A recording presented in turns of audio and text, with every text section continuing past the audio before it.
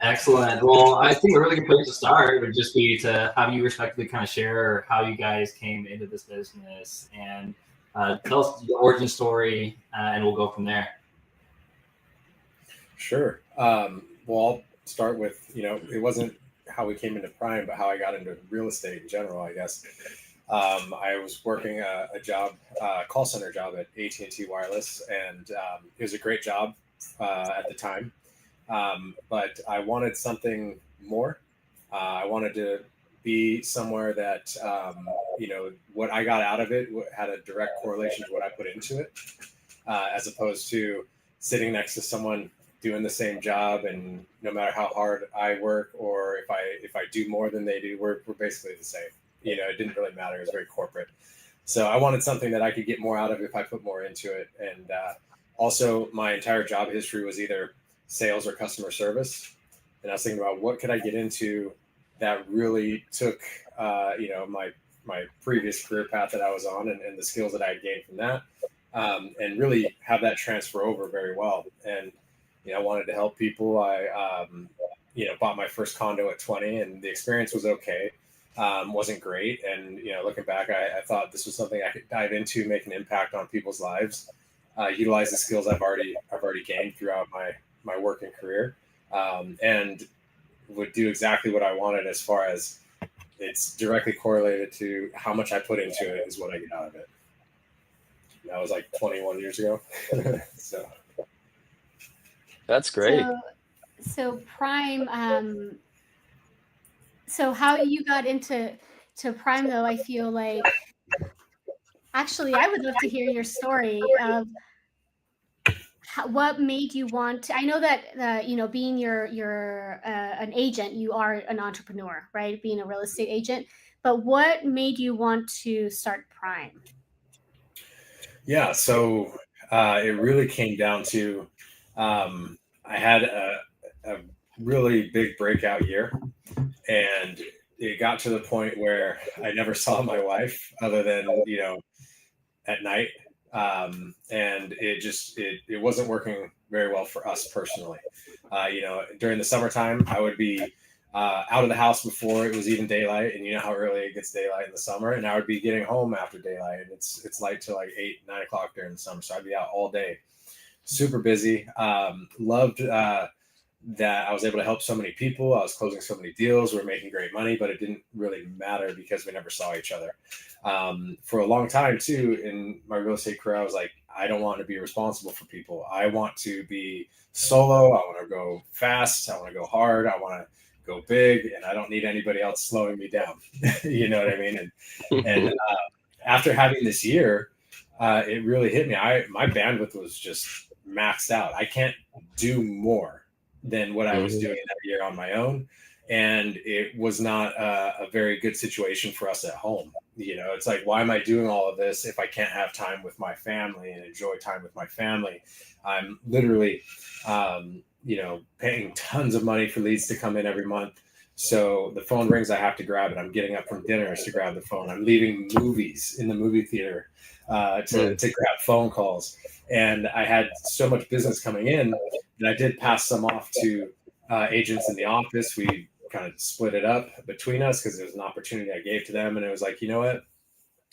This is going to be the way.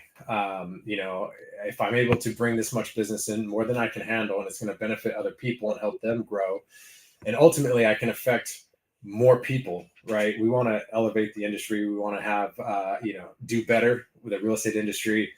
Kind of has a black eye on it. It always does for one reason or another. And I think a big part of that is because the bar of entry is so low. The agents get in here. Some of them don't get in for the right reasons. They think, oh, looking at houses is fun, or I want to make money only, and they're not worried about people.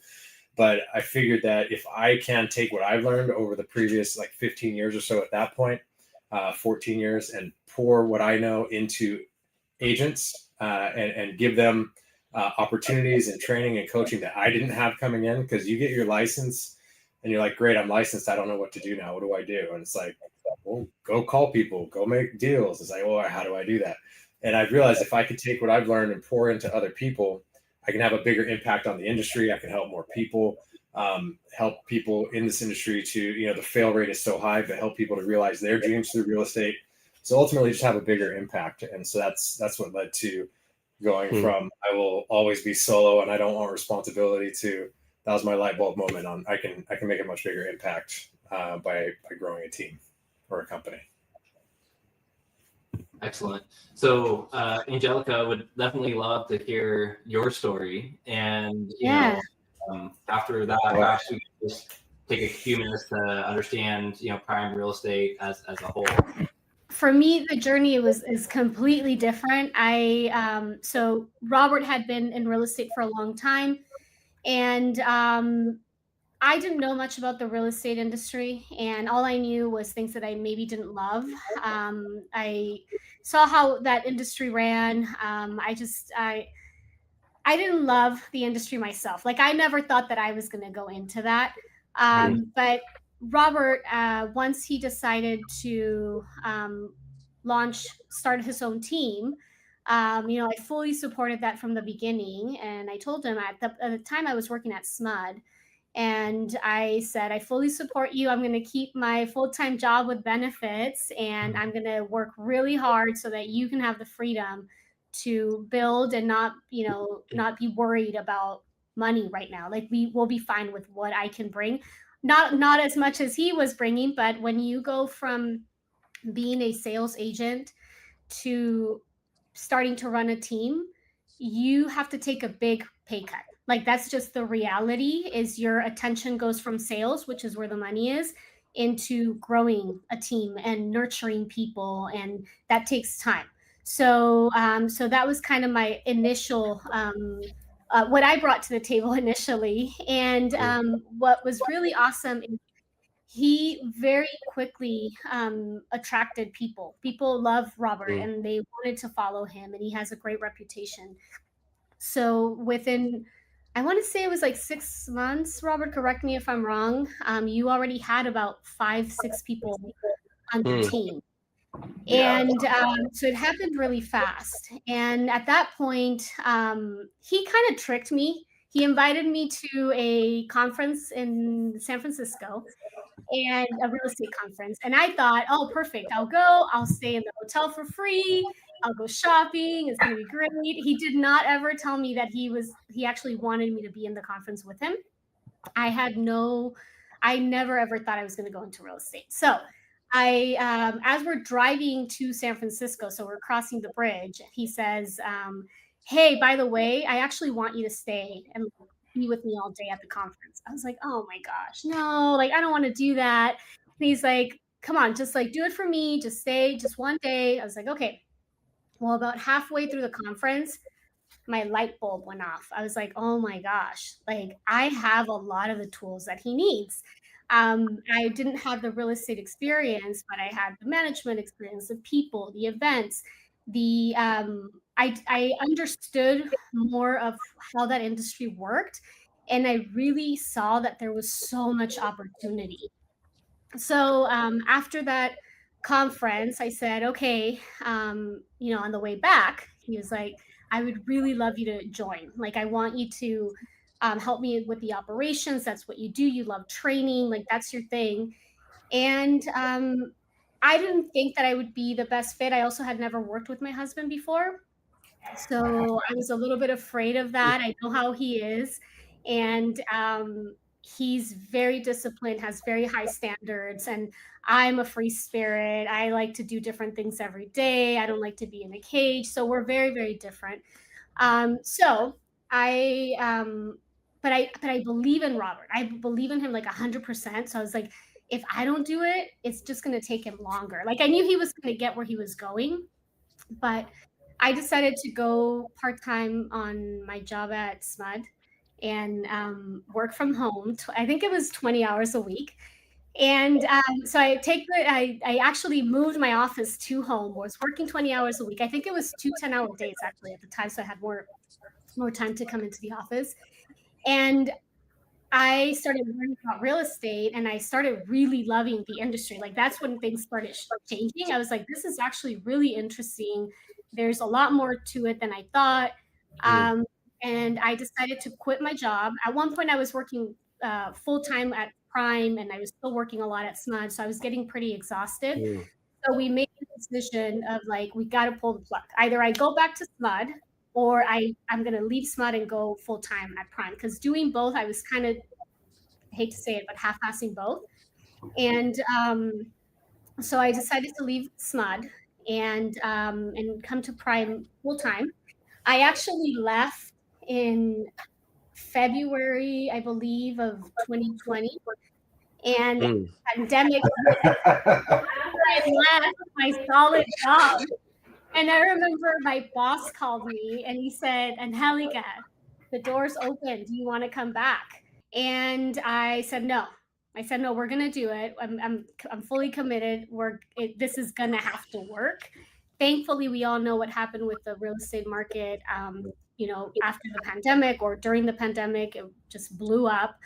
I feel like I got so much experience from that. Like I came in at the perfect time, because I came in at a time when it was really busy. So we had to learn how to create good processes and make sure that we could handle a ton of listings coming at the same time. So I learned a lot about being in contract and learning how to deal with all the things that can happen during a transaction. And now what's happening in the industry now, it's kind of slowed down from what it was back then. We are still having our best year ever this year. I'm going to toot my own horn. We're going to hit 175 million in sales, which was a goal of ours that seemed so unobtainable. And now we're there, and now it's like, oh, okay, what's next? But yes, it was so busy. I got a lot of experience actually doing the job. And then now that it's slowed down, now I have all this experience that we just have to fine tune.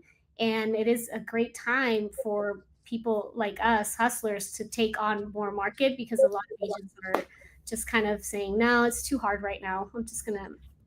I'm gonna wait until it changes. But you gotta find a win in every market. I think that's one thing people would say, like, well, you're going into real estate, it's so unreliable. Are you sure you have a good job? Even my family, like I got a lot, like my mom, my dad, they were all worried. But the truth is, business is always going to be there. You just have to find it. You have to find a way to pivot to make it happen. Excellent. Do you guys know like the fixed versus growth mindset? I mean, I know you have like different because I feel like what you're describing is like the comfort of the fixed mindset of like, oh, but I've got like a comfortable job, compared to like there's always opportunity for growth. It's just you have to find it. Is just kind of how you're describing that just really rings true with that mindset, you know. Is that kind of something that you guys what is your mindset kind of belief, or how do you guys cultivate that beautiful way of continuing forward and meeting the moment? I'll let Robert speak, because I've been speaking a lot. But then I have some stuff to share too. So, you talked about with Working Genius, right? Like Angie helping at the training that you're at, where she's, something that was so powerful and valuable to you, but just comes naturally to her. So she downplays it, like, oh, no big deal.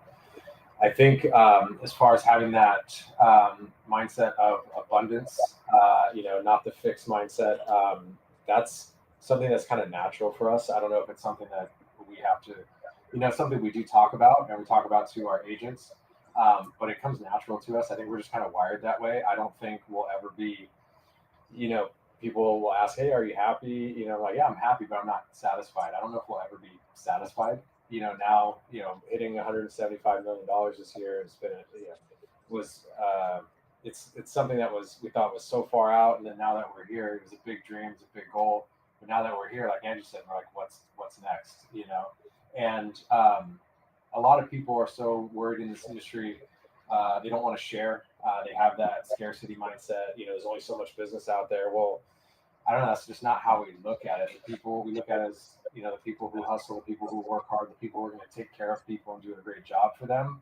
There's no limit. It's not like, here's the pie and everyone needs to get their piece of the pie. We don't look at it that way. There's business for everybody who's going to do good business and take care of people and work hard. So I think it's just something that kind of comes natural to us. That's great. Yeah.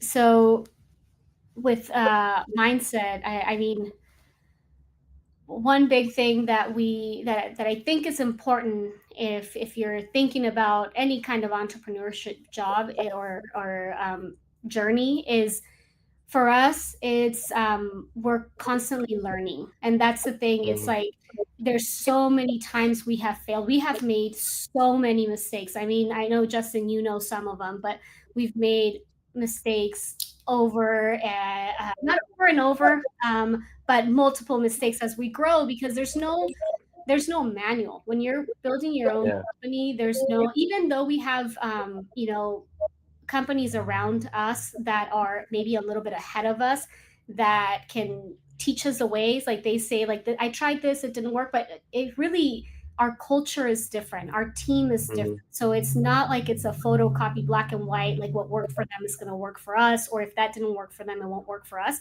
A lot of Right. times we'll listen and we'll take it in, discern it, and then think, well, that Mhm. didn't work for them, but for us it could make sense, so we still try it. And then sometimes we fail, sometimes it works. But I think, going back to mindset, it's about, when you do fail, you got to think about how much you grew. Like, it's never a bad Yeah. thing. It's like, we tried it, so now we're on the other side of that. Yeah. So I think that's another super super important thing, is that mindset of, there's no, you're not failing, you're just trying a different way, and Uh, you learn. And Robert always says, you pay for an education no matter what. So sometimes it's, you're paying for an education, and we like to Yes. tell our agents that too, like, yeah, we make mistakes, you learn, you won't do it again. Well, I got an acronym for you guys to give to your team. So it's fail, but failing is not failing. It's just first attempt in learning. And when we have that mentality around anything, that's that way we never see our, because like you said, it's an education. As long as we're learning from the mistakes we make. Edison failed 1,000 times to create the light bulb, you know, and that's the reality. Is like, so yeah, I love that. That's spot on. I would say, we definitely, having an abundance mindset kind of comes a little more naturally to us, but we are always learning, right? And it's funny, I have Audible on my phone, and it's not, I have it under a block of, how you can block your apps. It's under education. I don't listen to books for entertainment. Every single book I listen to is something to do with, how can I get better with people? How can I get better with sales? How can I get better with my mindset? So even though a lot of that does come natural, at least the desire to be that way comes natural. So we do spend a lot of time working on ourselves for that, though, as well. And that's one thing I know of you, Robert, with your high tenacity, is like discipline comes naturally for you. It may not, it may not feel like it to you. I don't know if it feels like it comes naturally, but you being so disciplined, as Angie said, I think it's something that every entrepreneur needs to develop, but not every entrepreneur is that naturally. I am not naturally disciplined. I have to totally develop it.